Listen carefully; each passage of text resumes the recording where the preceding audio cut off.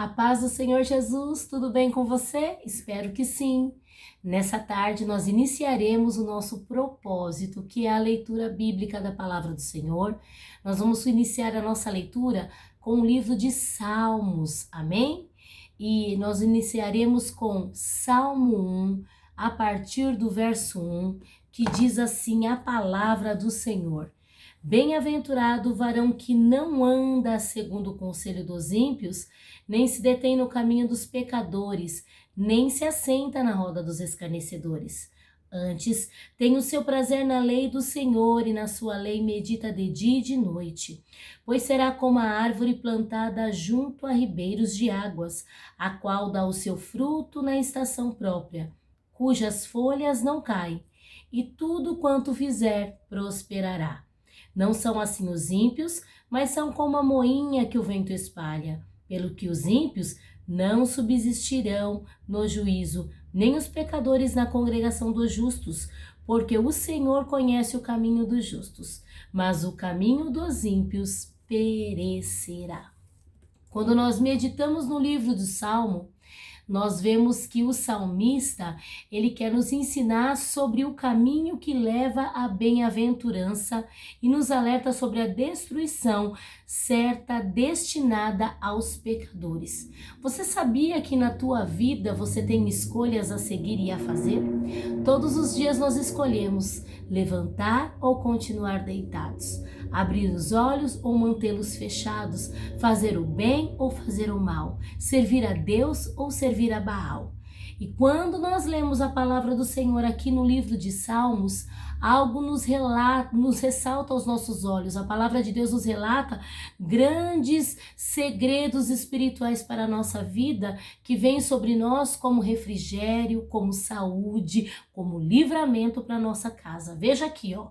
No verso 1 diz que bem-aventurado. O que significa bem-aventurado? Fui lá ler e estudar. Bem-aventurado significa feliz é. Quem é feliz? O homem. Que homem é esse? O homem ou a mulher? E qual é a direção que a palavra nos dá? Primeiro, que não anda segundo o conselho dos ímpios.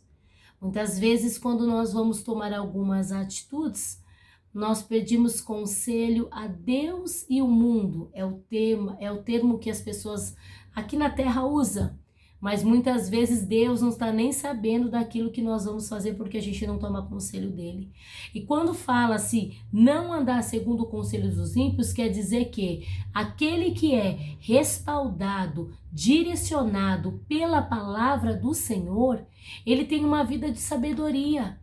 Ele tem uma vida de felicidade, ele tem uma vida de conquista, ainda que tenha adversidades, lutas, perseguições, mas a palavra de Deus sobre a vida dele é uma bússola que o direciona dia após dia acerca do que deve fazer, do que não se deve fazer, do que deve falar, o tempo de avançar, o tempo de parar. Então, nessa tarde, a palavra do Senhor vem ao nosso coração dizendo assim: de quem eu e você temos tomado conselho? A Bíblia nos fala que é melhor tomar o conselho do Senhor do que o conselho dos ímpios.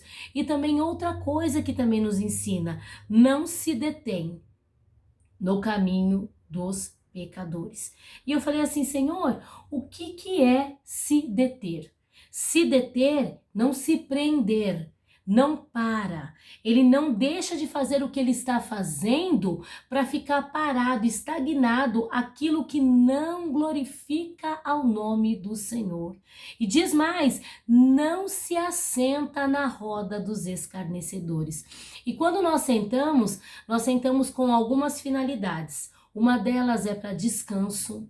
A outra é para bater um papo, a outra muitas vezes a gente senta para conversar, para nos reunirmos com alguém, mas nessa tarde a palavra do Senhor nos ensina que a gente pode até sentar, até descansar, até conversar, mas não com os zombadores. E quem são os zombadores? São aqueles que muitas vezes desprezam a tua fé, muitas vezes desacredita do Deus que você serve, escarnece da verdade da palavra do Senhor.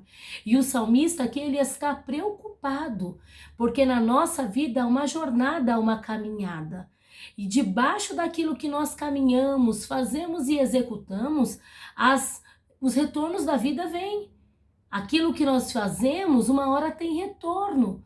E para que nós venhamos ter resultados positivos, é melhor a gente andar segundo o conselho de Deus, não se deter com os pecadores e nem se assentar com aqueles que escarnecem e zombam do nome do Senhor. Mas por que que esse homem não tem tempo de se deter, de se assentar e de tomar conselho com esse tipo de pessoas? A Bíblia diz no verso 2 que antes, porém, todavia, entretanto, ele tem o prazer na lei do Senhor. E eu fui buscar o que é prazer. O prazer é que ele tem contentamento, ele tem uma sensação agradável. Ele tem necessidade da lei do Senhor. E além dele ter essa necessidade, a Bíblia diz que ele medita nessa lei. O que é o meditar? O meditar é pensar. O meditar é refletir. O meditar é passar um tempo. Muitas vezes nós temos tempo para tudo, mas nós não temos e não disponibilizamos um tempo de ficar a sós com o Senhor. E para isso, a gente vai ter que abrir mão, vamos ter que ter renúncias de algumas coisas, até mesmo de algumas situações que aos nossos olhos parecem ser proveitosas, mas não é bom. Na hora que nós vamos meditar, não nos traz fruto de arrependimento. Mas esse homem, diz a palavra do Senhor, que antes ele tem prazer na lei do Senhor. E na lei do Senhor ele medita, ele pensa, ele reflete dia e noite.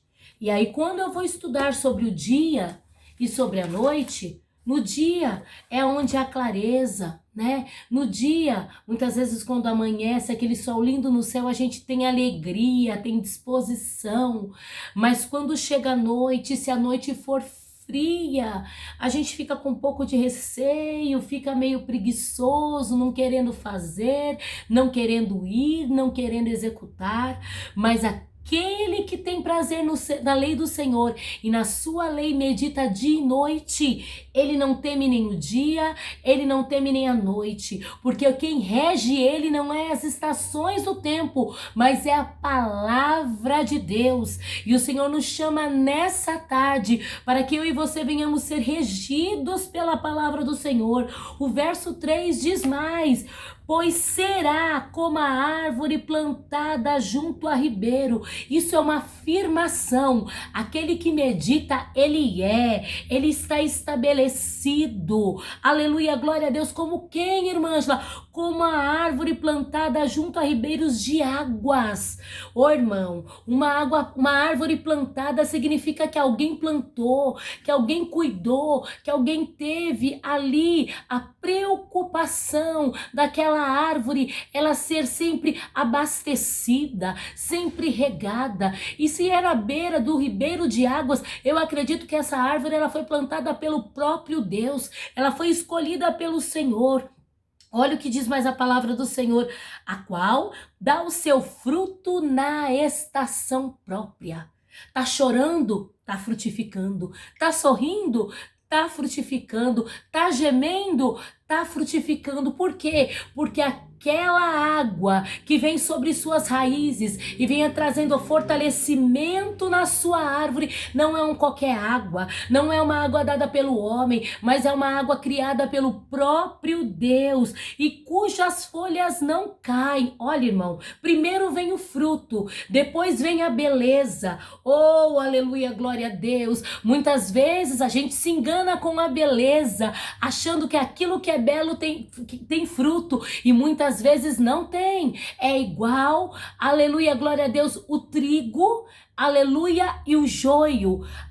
Quando você vai fazer a colheita do trigo e do joio, a diferença é quando se amassa, que aí você vê aquilo que é joio só tem casca, mas o que é trigo cai a semente. Então nessa tarde o Senhor nos chama para que nós venhamos primeiro mostrar os nossos frutos, e a folhagem ela é uma consequência, porque na realidade a gente dá daquilo que a gente tem. A boca fala daquilo que o coração está cheio. E diz mais a palavra do Senhor: tudo quanto fizer prosperará.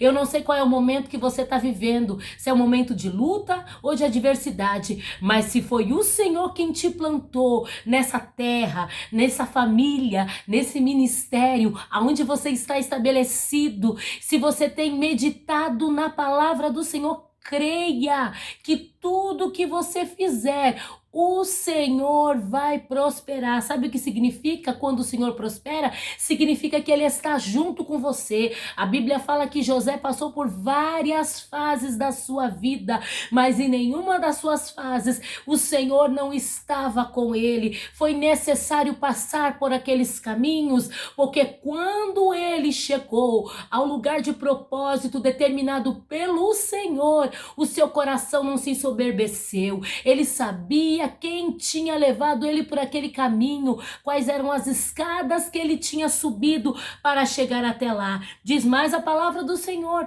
porém, todavia, não são assim os ímpios, mas são como a moinha que o vento espalha. A moinha é a mesma coisa que o joio, não tem fruto, só tem casca, e qualquer vento some dos ares, desaparece e ninguém consegue mais juntar e colocar porque é casca seca. E quem quer casca seca perto de si? Ninguém quer. A Bíblia fala também no verso 5 que os ímpios não subsistirão no juízo e nem os pecadores na congregação do justo, porque o Senhor conhece o caminho do justo, mas o caminho dos ímpios perecerá. E o que me ressaltou nos olhos nesse versículo, quando o Senhor fala que o Senhor conhece o caminho do justo, o conhecer significa intimidade. Então, quando você se torna justo na presença do Senhor, através do sangue de Jesus, o Cristo derramado na cruz do Calvário, que te dá esse acesso, o Senhor te conhece no caminho. O Senhor tem intimidade contigo na vida cotidiana, na tua vida diária. Então, nessa manhã, nessa tarde, nessa noite, o horário que você for ouvir essa mensagem da palavra do Senhor, tem um propósito no seu coração. Tire do teu dia um tempo oportuno para que você venha meditar a cada dia num texto bíblico da palavra do Senhor.